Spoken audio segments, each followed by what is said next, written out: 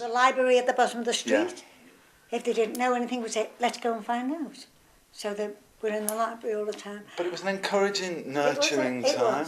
It really was a nurturing time. I mean, everyone, you know, encouraged, you know. Our house was discreet, the house with all the kids.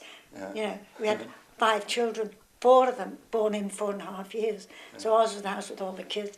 Nevertheless, those kids did well. Yeah, we did all right. And I remember, you know, lots of kids were in a similar position, you know, so like their parents everyone wanted better. I mean, you'd had the like kind of, was it Chamberlain said, like, you never had it so good, you'd had the 50s, so there was a sense of growth again, you know, we'd come past the austerity of rationing.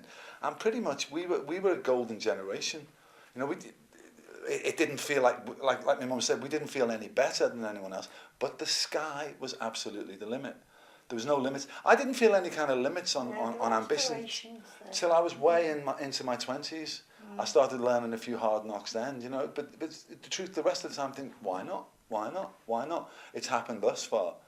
You know, it was just a great time. And also, there's a funny thing. I describe to people down south about some parts of my childhood, like we had a dairy at the end of our road. I mean, there was a cowshed at the end of our road, and like kind of stabling what was for the old horse and cart for the dairy. I mean, it was all moving on to electric floats and stuff like that. And I got people saying, "What? Where's this Victorian times? What's this like Dickens? You know?" But no, because it was slightly. The north was, I suppose, slightly behind the trendy south, except in terms of music and football, you know, which is what we were interested in. We were the centre of the universe. It was great. There were good times. I remember gangs of men coming out of the pub, you know, sort of at lunchtime. Do you remember playing pitch and toss? Oh, yeah.